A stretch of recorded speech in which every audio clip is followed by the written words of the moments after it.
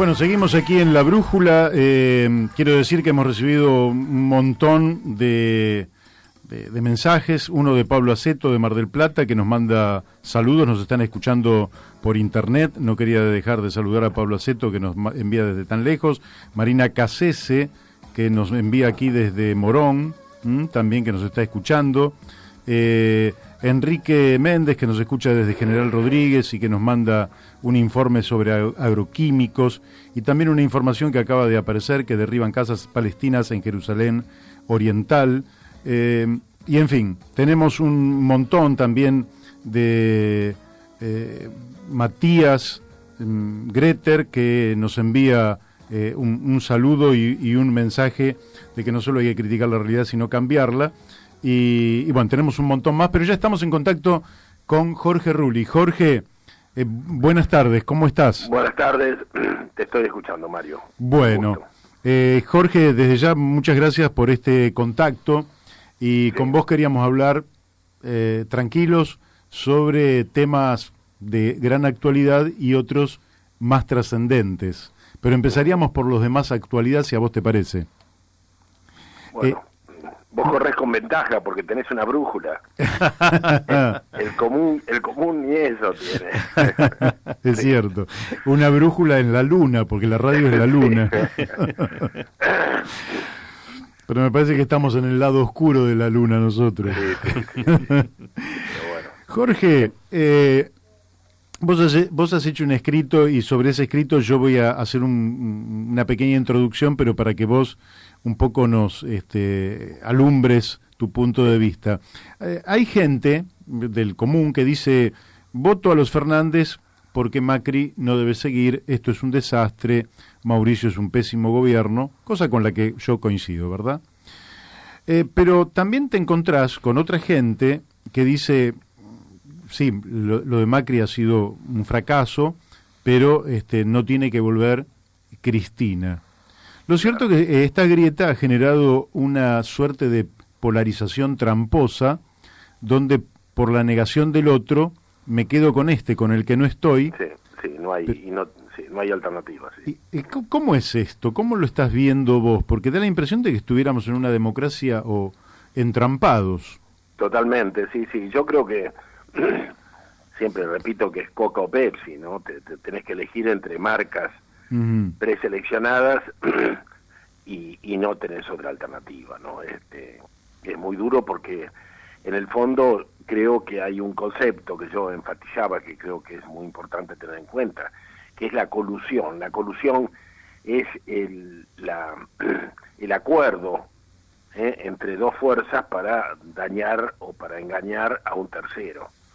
Aquí hay dos fuerzas que han polarizado la grieta y que en el fondo están de acuerdo y que tienen orígenes comunes. Yo recuerdo perfectamente cuando Mauricio Macri era uno de los privilegiados en el gobierno de Menem, del cual fueron parte todos estos que se dicen peronistas con minúsculas, el pejotismo, todos estos sectores de simulación que se llaman peronistas, incluso al kirchnerismo. Y Mauricio Macri era uno de los personajes que actuaba, que sobre todo manejaba la basura, tenía esa intensa relación con el gobierno de la capital federal que comandaba Grosso. Claro. A tal punto que no se sabía quién conducía, ¿no? Si Grosso o Mauricio Macri. Bueno, de allí vienen de estos sectores, todos provienen del menemismo, ¿no? Y ahora lo que tenemos es esta situación de grieta, que empuja a unos a un costado, a otros al otro, porque yo entiendo los que van a votar por espanto a Cristina, a Mauricio Macri, también deberían ser escuchados, porque ellos hablan de la corrupción, hablan de la ocupación de tierras por carpas negras que alientan los propios intendentes del PJ, que polarizan entre countries y asentamientos. Esto se ve y la gente que tiene 1 hectárea, 2, que le ha heredado, los pequeños productores de flores, de verduras, viven bastante hostigados y bastante alertados ante la ocupación de tierras, porque siempre está el municipio detrás. O si no, esta cosa extraña que se da en el municipio de Merlo, de que por el Consejo Deliberante cambió el encuadramiento de las tierras, que eran semirurales, por tierras urbanas, y entonces ahora tenés media hectárea y tenés que pagar como si tuvieras 5 o 6 lotes, ¿comprendes? Entonces de pronto es una locura, porque todo aumentó 5.000 veces, y los empleados municipales son carne de maniobra, porque así los toman por partidismo, pero los echan cuando se les ocurre.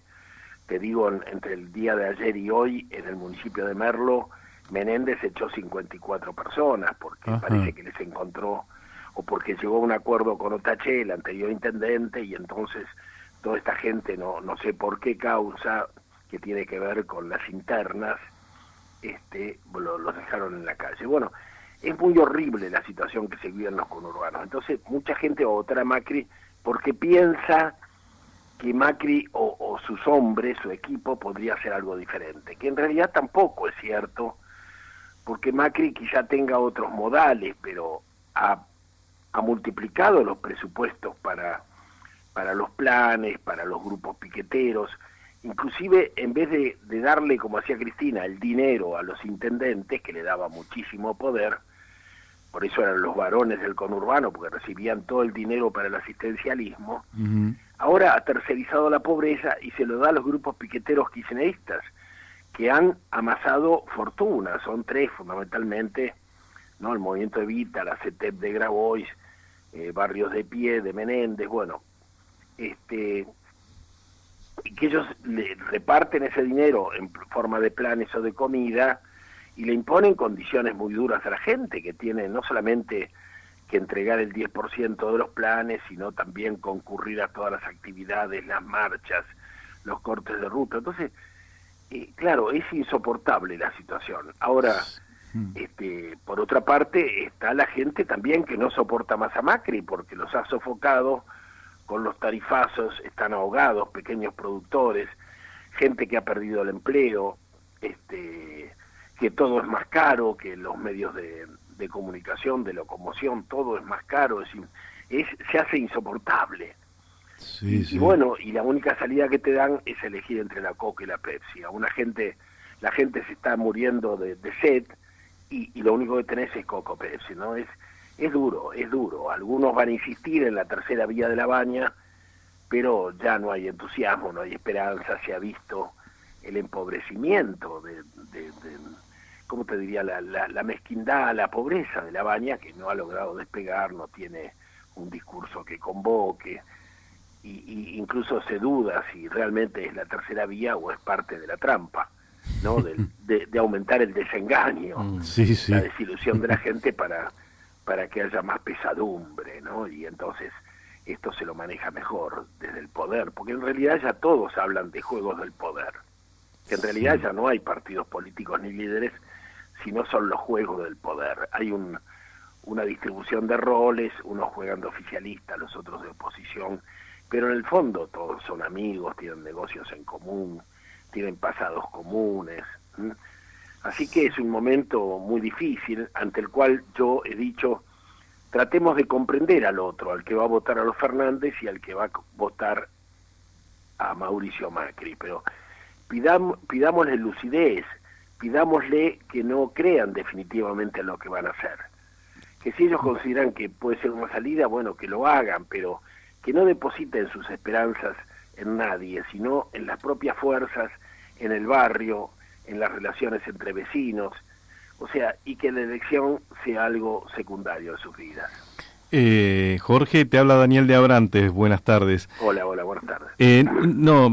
Digamos, pensando en esto que estamos conversando, va a surgir un próximo gobierno con muchas dificultades, o sea, con un panorama muy difícil, pero además con mucho riesgo de no tener gobernabilidad como para afrontar la situación, porque si la votación se va a resolver, como todos intuimos, por la negativa, o sea, quien gane va a ganar porque recibe votos contra el otro, ¿sí? Claro. Automáticamente ese gobierno el que sea, va a tener una oposición que va a superar el 50%, va a estar por encima del 50%, y bueno, la Argentina, como yo coincido con lo que vos decís, me parece fundamental, hay que entender el voto de todos, y hay que ir pensando ya en una nueva etapa por encima de las elecciones, ¿sí? Sí, ser más indulgente con respecto a lo inmediato, para pensar que estamos en medio de un naufragio, y bueno, si uno se toma de un pedazo de madera y el otro nada, o el otro toma un salvavidas, bueno, cada uno hace lo que puede en medio del naufragio. Falta conciencia nacional, falta proyecto, y allí habría que poner el acento, ¿no? Claro, claro. Pero bueno, te quiero hacer una pregunta. Se me ocurre, sí, porque también estoy muy lastimado y cansado de cortar con gente a la que quería, porque se enardece en estas opciones que no son solución. Claro. Ni votar a Fernández ni votar a Macri es una solución. A lo mejor va a ser una salida momentánea para algunos, pero el país sigue naufragando, porque fíjate que cuando se votó el presupuesto hubo unanimidad. O sea, todos aceptan que hay un gobierno supranacional que es el Fondo Monetario. Y de alguna manera, con 13 procesos encima, Cristina, 13 procesos por corrupción y hasta su propio contador que la acusa, lo cual es como si tu confesor fuera del juez y te contara todo lo que todos los pecados que vos le has manifestado. Es impensable. Bueno, y ella sigue andando por el mundo y sigue teniendo fueros, y el que le asegura los fueros es el vicepresidente, ahora es el vicepresidente de Mauricio Macri, ¿cómo se llama? Miguel Ángel Pichetto. Claro, es Pichetto, o sea que el que le asegura los fueros a Cristina es candidato del bando contrario, o sea, acá hay acuerdos evidentes, ¿no? Y el punto débil de Cristina siempre fue su hija, porque no tenía fuero. Y bueno, pero logró sacarla del país y está en un asilo encubierto en Cuba, que era lo que más temía ella, que era la zona más vulnerable de Cristina, digamos. Claro, el talón de Aquiles. Y por otra parte también yo enfatizo que cuando hacemos un análisis político tenemos que pensar que Cristina no solamente puede ganar ganando, claro, sino que puede ganar perdiendo. O sea, en la medida en que su mayor temor es terminar presa como Lula, entonces ella está negociando constantemente y ella puede perder, por ejemplo, podría perder ganando si llega a un arreglo para no ir presa, cosa muy factible, dada la degradación de la clase dirigente, que pueda negociar mantenerse tipo Menem, ¿no? A cambio de perder. Lo que hizo Menem, en realidad, no tampoco vamos a inventar nada nuevo. Claro. Entonces se complica mucho, porque se complica pero sin mayor importancia para el país. Se acompleja, pero no es definitivo, no es es como todo muy secundario lo que pueda ocurrir, ¿no? Claro. Yo te quiero hacer una pregunta que tiene que ver con identidades. Hay un dicho o algo que viene del pasado que dice que en los momentos de caos lo primero que se terminan confundiendo son las palabras, ¿no? Lo primero que se terminan confundiendo son las palabras, es decir, que uno cuando usa una palabra no se sabe para qué la usa y voy al grano. El peronismo o ser peronista tenía una significación muy determinada. Claro. Aceptando que Macri, que en un momento fue tentado por Duhalde a afiliarse al PJ, no fuera peronista, nos encontramos con esta situación, Jorge, que dentro de las 3 fórmulas con mayor intención de voto, 5 son peronistas. Sí. Pichetto, Alberto Fernández, Cristina Fernández, Roberto Labaña y Juan Manuel Urtubey. Sí. Ahora, ¿no te parece que el grado de confusión es absoluta? Claro, es tremenda, claro, sí. Porque vos te decís, yo soy peronista, perfecto. ¿Y dónde estás? Claro, no, es terrible para el común. porque además el común, cuando yo era joven y cuando empecé la militancia peronista, todo el mundo tenía el recuerdo del pan dulce y de la sidra. Ujú.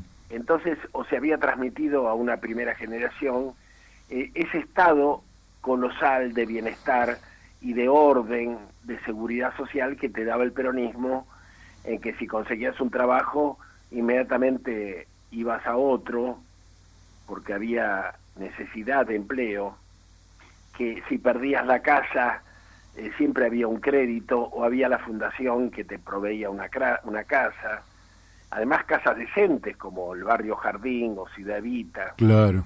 Entonces, eso estaba claro, además los niños eran los privilegiados, entonces uno era niño y se sentía tan importante, porque aunque no fueras a la ciudad de los niños o al parque de los niños, pero vos sabías que eras intocable, porque Claro. toda la publicidad decía, los niños son los privilegiados. Y si vos eras anciano también te sentías seguro, porque nadie te iba a dejar en la calle. El Estado te protegía y el gobierno de alguna manera te daba garantías. Eso era una memoria viva por la cual la gente luchó en lo que se llamó la resistencia peronista. Ujú. Porque la gente no quería solamente que la dictadura se fuera y convocar elecciones. La gente quería que volviera el viejo orden, que se le decía que vuelva el avión negro. El avión negro era con Perón y volver a lo que se había perdido, que era lo que había habido hasta el 55. Bueno, cuando fueron pasando los años, esa lucha a todo o nada se perdió.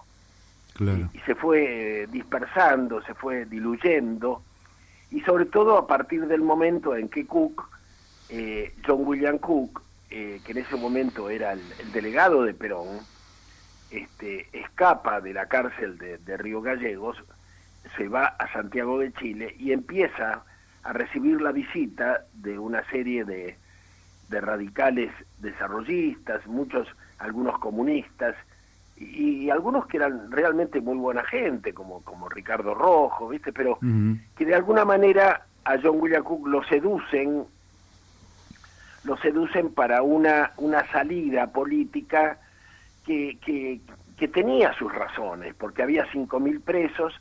Entonces le dicen, si ustedes votan a Frondizi, nosotros liberamos los presos, devolvemos todos los sindicatos que estaban intervenidos, ¿comprendes? Sí.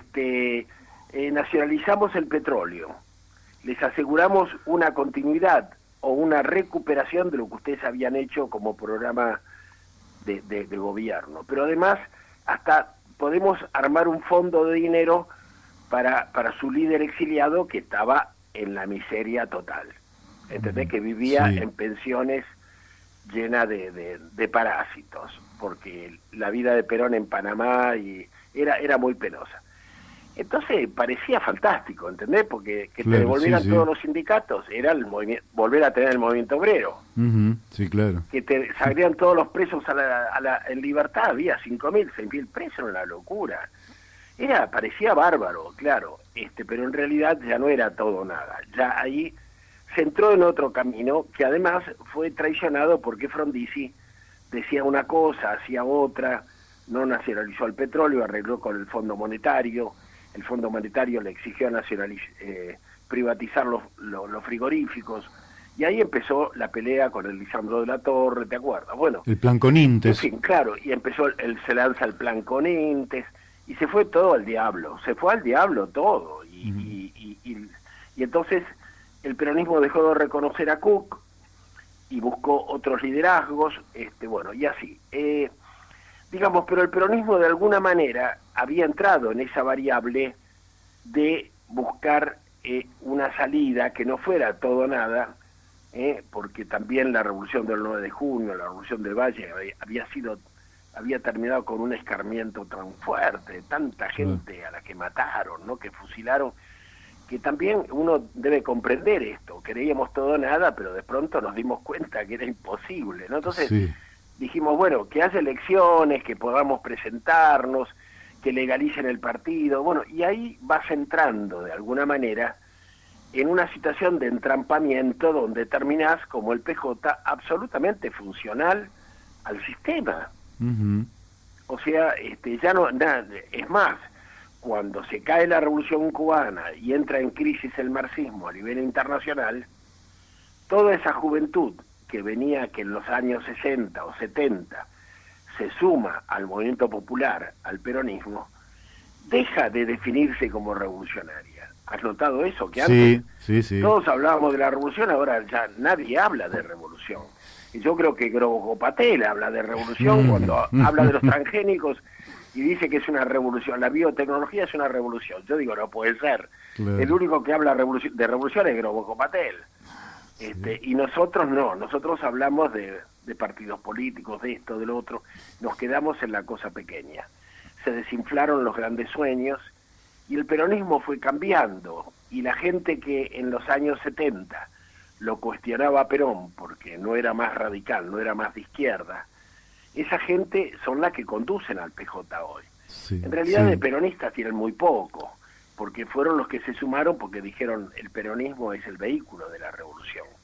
Pero como ahora ya no son revolucionarios, entonces lo que hacen es asistencialismo, pequeños negocios, pequeños o grandes negocios. Y bueno, y se convirtió en una máquina de Estado, de administración de la pobreza. El peronismo se convirtió en una gran administradora de la pobreza y un manejo del Estado parecido al PRI mexicano, ¿no? Es un partido de Estado que necesita estar en el Estado porque tiene miles y miles de funcionarios sin empleo. Entonces lo que necesitan es llegar al Estado como sea para vivir del Estado, porque se acostumbraron a las secretarias, las alfombras rojas y los autos oficiales. Y bueno, y estamos totalmente entrampados, porque al final todos de alguna manera provienen del peronismo, o han estado vinculados, porque realmente todos tienen algo que ver con... Yo a veces recuerdo aquello que decía Perón, hay un tanto por ciento socialista, un tanto por ciento radicales, y dice, pero ¿y los peronistas? No, peronistas son todos. Bueno, esto es igual, pero en una versión tenebrosa. Aquí era una versión optimista. Y esta es la versión siniestra de que todos son peronistas, pero ninguno sirve para nada. Todos sirven a un estado de colonialidad, de un estado colonial que no se impugna. Por eso hemos vuelto a levantar consignas que son de los años 30. Patria sí, colonia no. Esto es de los años 40. Sí. Y bueno, y es como que se ajustan a esta situación, ¿no? Y esto que... porque cuando, por ejemplo, fíjate que en un periodo donde vos tenés un gobierno de facto, una dictadura, el enemigo está absolutamente visible. Claro. Ahora, cuando vos vas a votar, tenés la paradoja de que por ahí estás votando por tu enemigo, pero lo votaste vos. Entonces esta es una situación muy... muy terrible, porque muy terrible. generalmente te das cuenta después y tenés conciencia culposa, ¿no? Ahora, da la impresión que algo... porque los pueblos tampoco se suicidan. El pueblo argentino viene retrocediendo hace muchos años. Hace muchos años. Y da cuenta de esto el hecho de que la propia estadística dice que un 35% está por debajo de la línea de pobreza y que tenemos 1,5 millones de chicos o con hambre o malnutridos, prácticamente sin futuro, que son los que pagan el precio de todo este retroceso. Ahora, que son los adultos de mañana. Que son los adultos de mañana, a los cuales además cuando tengan 14 años los queremos reprimir bajando la edad de imputabilidad. Claro. Entonces, ahora, ¿tendrá que surgir algo nuevo? ¿La creatividad popular creará algo para que nos saque de esta situación en la que estamos, donde virtualmente no le encontramos la pata a la sota? Porque nosotros, yo por lo menos... El otro día yo escuchaba a una socióloga de estas que trabajan en las empresas de encuestas, Ajá. Bueno, que se han afiatado mucho sus conocimientos, porque están todo el día estudiando esta cuestión, y ella decía en radio que se ha comprobado que una de las listas, no importa cuál sea, pero una de las listas más votadas es la que está más cerca de la puerta del cuarto oscuro. Es terrible, no, es terrible. No sé si es terrible o es bueno. Sí, no sé si es para reír o llorar. Claro, porque a lo mejor el que vota la primera que encuentra es mejor que el que vota blanco-negro convencido de que va a salvar al país votando a uno o a otro.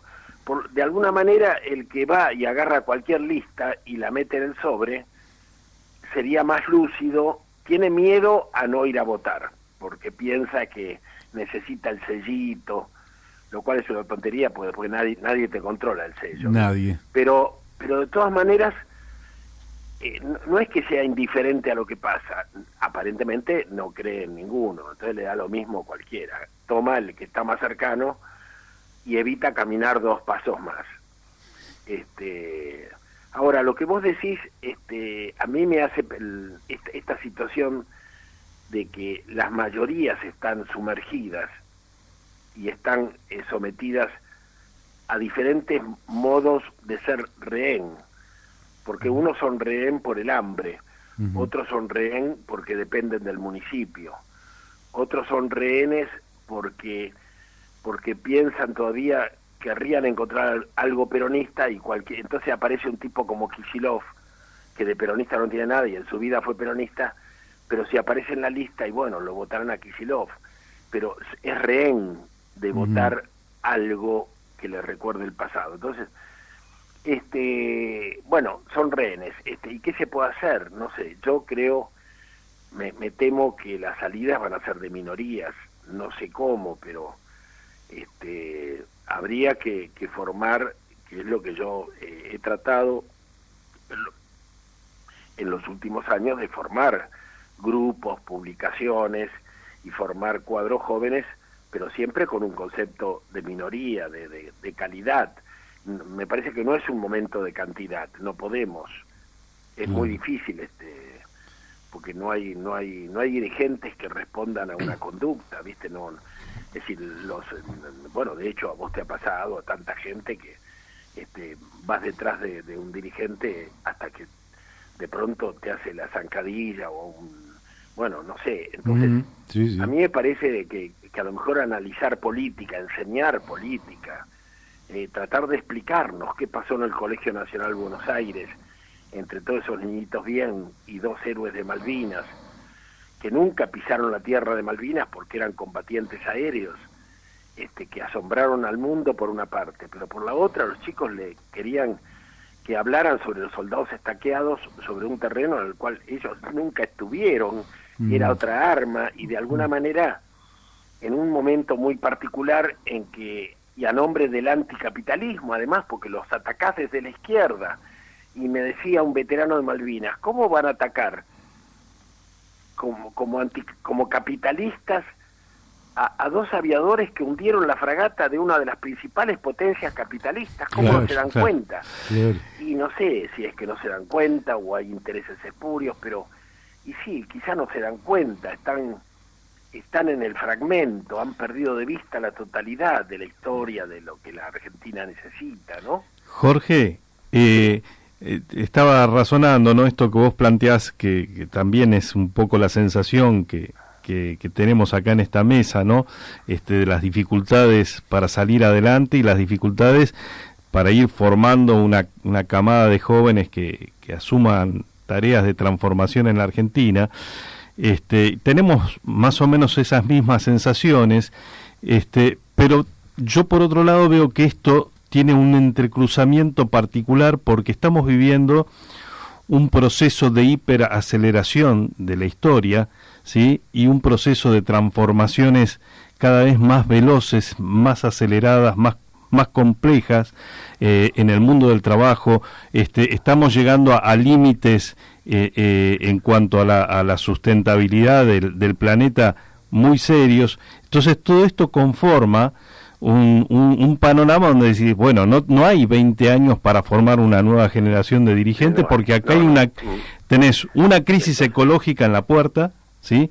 Tenés una crisis mundial económica por el tema del dólar y digamos múltiples cuestiones que digamos está en cuestión el sistema mundial de alguna manera, que emerge de distintas formas. Bueno, En la Argentina quizás con una característica más densa, porque además tenemos toda una historia. El 2001 es algo que se está estudiando en el mundo como un fenómeno, ¿no? Y todo lo que nos pasó. Y yo creo que habrá que ponerse a pensar porque algo va a cambiar y tenemos que empujar algún cambio. A mí me pareció muy bueno lo que vos dijiste. Tenemos que saltearnos esta elección, pensar, olvidarnos de cómo votó la gente, porque la gente votó como pudo, ¿sí? Agarró la primer boleta o votó en contra, o votó como pudo, y cómo surge algo nuevo en la Argentina, porque ahí se nos va la vida en este momento. Bueno, en ese sentido, a lo mejor habría que poner la vista en las cuestiones positivas, que yo también siento, porque yo estuve en México hace 2 años, o 3 años, y Gustavo Esteva, que es quizá el principal filósofo vivo, es un anciano, el principal filósofo vivo de América Latina, en Oaxaca, que es donde vive, él nos dijo, México está viviendo una revolución imparable. Y claro, entonces se le preguntó dónde.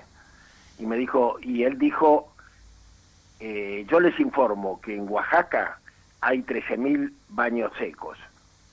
Dice, hay 13.000 familias y así tal cual dijo, que aprendieron a no mezclar la mierda con el agua.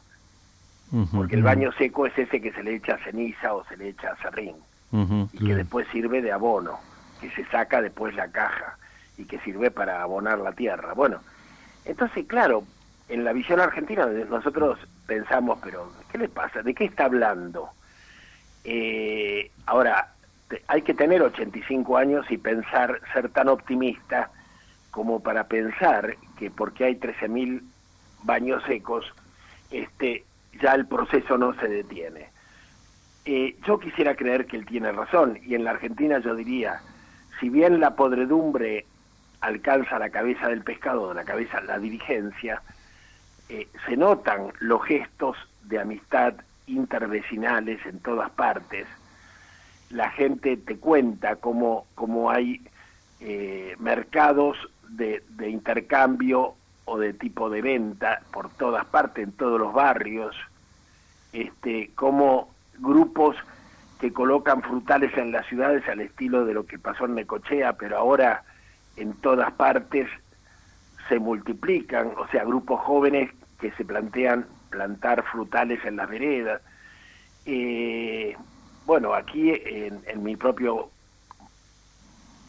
ciudad de Marcos Paz hay una feria verde en la que se aúna toda gente joven ecologista que hace yogures, que te venden fruta orgánica, que te venden paltas, que te venden pan amasado en casa, que te venden plantines, y que además hacen malabares, porque están los chicos del circo también, ponen música, otros que tocan guitarra, y este jueves, porque esa feria se reúne todos los jueves, en la mañana, y este jueves ya están convocando a manifestarse contra el incinerador de Marcos Paz, que va a cumplir 25 años, que ningún gobierno lo intentó sacar, y que cuando lo colocaron, todo el mundo sabía que el que ponía la cara era un testaferro de Mauricio Macri. Fíjate vos. Ahora, entonces todos estos partidos hablan contra Mauricio Macri, pero el incinerador no se lo tocaron nunca. ¿Comprendes? Claro. Porque ahí, ¿sabes? Lo que quemaban, el incinerador se lo puso para quemar la pintura de las fábricas de automotores. Así empezó. Y después te queman los agrotóxicos vencidos, te queman cualquier cosa. Y todas las cenizas caen sobre el pueblo, a tal punto que Marcos Paz, que le llamaban la ciudad del árbol, y que se ha llenado de familias y mujeres jóvenes que vienen a parir a Marcos Paz, porque hay mucho sol, muchos árboles, es muy lindo, pero es uno de los lugares de la provincia de Buenos Aires con más mortandad infantil. ¿Comprendes? O sea que hay una realidad aparente y otra secundaria que a la gente le cuesta ver, porque, claro, vos le decís, pero hay un incinerador, ¿cómo vas a ir a vivir a Marcos Paz?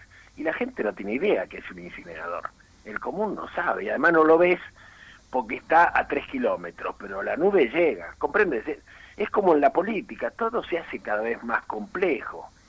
Y sin embargo los pibes están tomando la memoria de esa lucha que empezamos hace 25 años, y el jueves van, ya están con los carteles y todo, y en la misma feria en que venden productos orgánicos van a manifestarse de vuelta, de nuevo, contra el incinerador de Marcos Paz. Entonces,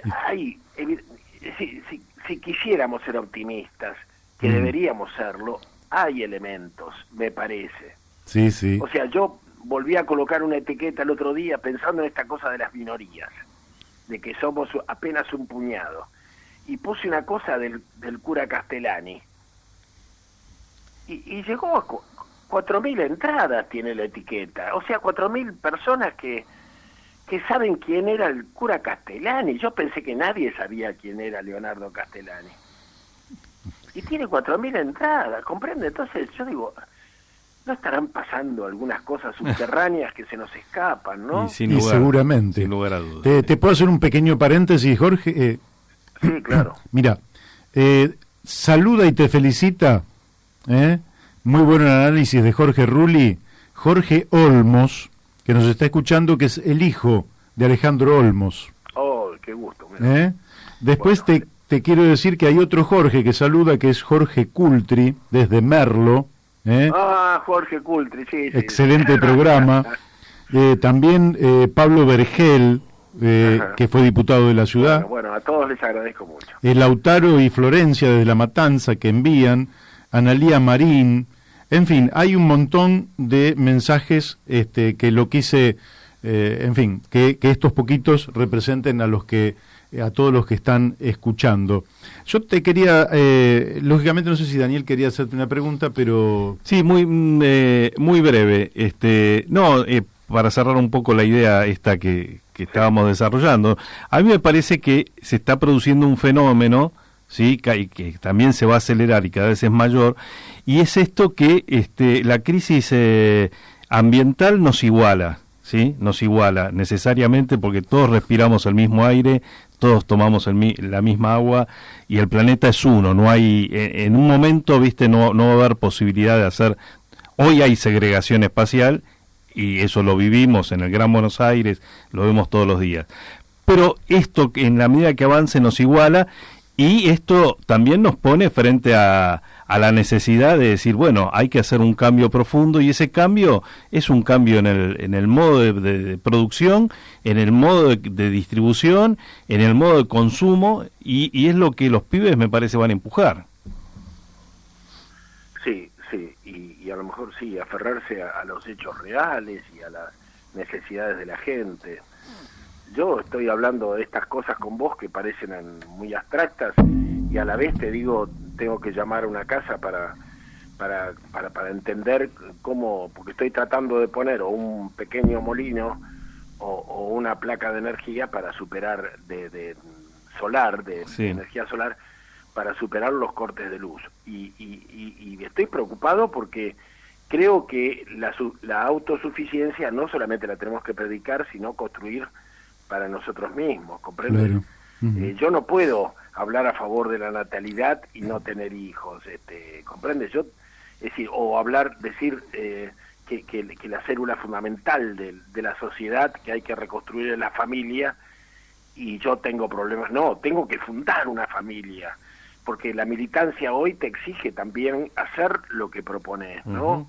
Y si la ética se enfrenta a la política, nosotros tenemos que fundar una ética que sea consecuente, que sea no sé, que sea moral, ¿no? Que sea políticamente intachable. Entonces, me parece que tenemos que dar lugar a una nueva militancia que algunos llaman ecopolítica, porque yo te digo, hablé el otro día con gente muy allegada al Papa y del que todo el mundo habla en la Argentina y que creo que realmente ni leyeron la encíclica,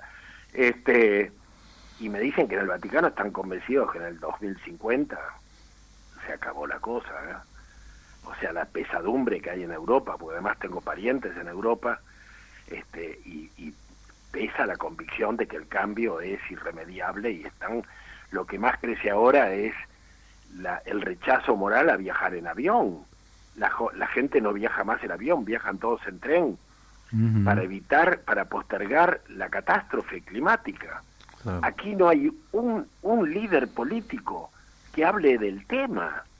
Sí, sí, O sea, es sorprendente la ignorancia y el provincianismo que aqueja a la Argentina. Entonces, a lo mejor será el momento en que los jóvenes desde la base y los grupos barriales empiecen a hablar de política como no habla la dirigencia política. Sí. ¿No sentís, además, en esta dirección lo siguiente? Voy a hacer una analogía con el pasado, y para eso voy a recurrir a Santos Discépolo. Previo al surgimiento del peronismo, hubo un poeta y hubo muchos poetas, ¿no? Sí. Que a través del tango difundían letras que vos decís, qué lujo para la Argentina, ¿no? Sí, sí. Qué nivel. Y acá, por ejemplo, en Que Bachaché, que es un tango espectacular, ¿no? Sí. Que dice: hoy ya murió el criterio, vale Jesús lo mismo que el ladrón. Esta cosa que también la dice en Cambalache, pero donde también habla del fetiche del dinero, no plata, plata, plata y plata otra vez, solo lo que quiero es plata. Que hoy hay un vacío también en el ámbito cultural, donde los chicos, los jóvenes puedan abrevar y puedan tener una visión más o menos clara de la realidad, pero también crítica de la realidad, que los estimule a este debate tan necesario. ¿No sentís que tenemos también allí un agujero negro? No, sin duda, sí, claro, sí, además, una pérdida de la cosa histórica, ¿viste? Días pasados, presentando mi libro La agonía del peronismo, en una sala llena de jóvenes, Marcelo Gullo, que es el que hizo el prólogo, se vio obligado a explicar el valor de la historia, porque ya ni siquiera le damos valor a la historia. Claro. Pero él decía, si la historia no es una cuestión del pasado, es pelear por el futuro. Y él decía, si yo voy al médico y el médico me pregunta, ¿de qué murió su abuelo? Y murió del corazón porque tenía presión alta, qué bien. Bueno, y su padre, y mi viejo murió de un ataque de presión porque comía desaforadamente y hacía una vida muy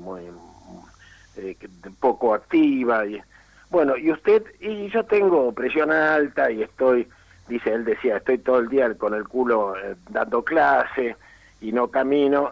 Y entonces el médico me dice, mire, ¿por qué no aprovecha la historia de su familia para cambiar los hábitos y empiece a comer de otra manera, salga a caminar y bueno, y yo voy a prolongar la vida? Entonces la historia me sirve a mí para poder vivir, porque voy a morir igual que mis antepasados si desprecio la historia. Bueno, a los argentinos nos pasa esto. Tenemos que mirar para atrás para poder saber a dónde vamos y para poder ir a algún lugar, me parece. ¿Se entiende? Sí, entonces, sí, claro. Y la gente lo escuchaba de esa manera tan pedagógica que él tiene, y a mí me parece que fue muy positivo. Y la otra vez él explicó también, en otra conferencia que presentamos el libro, porque siempre vamos juntos a presentar el libro, La agonía del peronismo, y entonces él dice, con las elecciones pasa como que todos nosotros laburábamos en un taxi, éramos tacheros, ¿no? Pero el taxi era del Estado, o era de nosotros de alguna manera. Pero después vino un golpe de Estado militar y ahora seguimos trabajando en el taxi, pero el taxi es privado, entonces cada vez estamos más pobres porque tenemos que pagar el alquiler del taxi, que antes era nuestro y ahora es de otros. Dice, pero hemos llegado a una situación tan terrible que apenas nos conformamos en las próximas elecciones con elegir alguno que nosotros pensamos que no va a chocar el taxi. ¿Comprendes? Solamente con que nos dejen seguir manejando el taxi que es de otros, pero que no nos lo choquen. Sí. Entonces la gente piensa, Mauricio Macri nos va a chocar el auto, no importa ya que no es mío, que apenas si vivo porque paso hambre, pero por lo menos tengo un laburito de manejarlo, que no me lo choquen. Sí. Y entonces piensan, Cristina no me lo va a chocar. es todo, lo que se va a discutir es si nos chocan el taxi o no. Sí, sí. Es genial, la gente se reía, lo aplaudía y entendía también, y de alguna manera me parece que es importante que la gente se perdone entre sí. No podemos seguir agravando la grieta, ¿comprendes? Sí, Porque en los barrios sí. pobres también hay gente que vota Macri. Sí, No son sí. el enemigo, o son gente, bueno, y gente que vota a los Fernández, y para mí te digo que yo estoy cambiando ahora de posición, pero hasta no hace mucho era muy duro como peronista, que me siento agraviado por el simulacro, Sí. por la corrupción de los bolsones de euro y todo, cuando hubo tantos miles de compañeros muertos y torturados. Entonces me siento mal, me llenaba de odio, y no puedo achacar a esa gente que sigue a Cristina por la frustración mía con respecto al peronismo. A lo mejor por eso cada vez me siento menos peronista, y en ese sentido, al sentir que el peronismo murió, me alivia el corazón, y puedo hablar con unos y con otros y decirles: no peleen por lo secundario, únanse en lo fundamental, que es la patria, que es el proyecto nacional. Nos vamos a tener que reencontrar, no nos separemos, porque ni unos son peronistas ni los otros son no sé qué, los otros son Cambiemos, porque no cambian nada. La verdad que todo parte de un momento de gran complejidad, de gran confusión, donde yo tengo la esperanza de que el pescado se pudre por la cabeza, y algunas cosas, fíjate, a nivel planetario están cambiando. Esto que pasó el otro día con la isla de los pedófilos, esto está anunciado hace mucho por tipos a los que le decían paranoicos. Y está anunciado y ocurrió. Me temo que es decir, el mundo está cambiando aceleradamente, vos lo dijiste. Y esta clase alta de la Argentina está también en agonía, está con su problema, como está la clase alta del mundo globalizado, estos multimillonarios, Sí. que uno dice: ¿qué pasa? Están tan enloquecidos, tan endemoniados, que tenían que ir a practicar a tener estas prácticas repugnantes, además en común, ¿comprendes? ¿Qué tiene que ver el director del Jerusalén Post con alguien de la nobleza británica, con Hillary? ¿Qué los une para juntarse a violar menores? Escúchame, el mundo está loco ante el final catastrófico del cambio climático, o ante muchas otras situaciones aceleradas, y bueno, vamos a tener que encontrar un resquicio para sobrevivir, porque como vos dijiste, los pueblos no se suicidan. Bueno, habrá que seguir abriendo las pequeñas grietas que hay en la estructura de la colusión, digamos, de la colusión de unos y de otros, izquierdas y derechas, blancos y negros, Cocas y Pepsi, Macri y Cristina, que en el fondo son todos socios, son parte de una burguesía prebendaria que creció con los aportes del Estado a la obra pública, y que ahora luchan por administrar la colonia. Sí. Porque Macri es una especie de Lázaro Báez que tuvo suerte, porque fue más inteligente, ¿no? Me parece, pero estamos colonizados y hay que salir de la colonia como sea, y para eso yo escuchaba el otro día un reportaje al presidente del Partido Demócrata Cristiano, y me pareció que tiene más lucidez que el grueso de la dirigencia de la que se dice peronista. Escuchá, nos reíamos con mi mujer porque le dije a mi mujer: che, ¿por qué no nos afiliamos al Partido Demócrata Cristiano? Escuchá, hay que tomarlo primero, hay que tener sentido del humor, hay que saber valorar a los tipos que empiezan a hablar o a pensar, me parece, y hay que ser más livianos, ¿no? Con nosotros mismos, con lo que hacemos, más, y plantar frutales en la vereda, ¿viste? No sé, y dejarse de joder y seguir a los pibes, a los pibes que tienen buenas, no subestimar a los pibes que andan amasando pan y haciendo yogur o haciendo aceite de cannabis, ¿viste? Dejémonos de joder. Es decir, de esos pibes, la Argentina depende de esos pibes, ¿viste? Y por lo menos reconozcamos que son sanos y tienen ideales.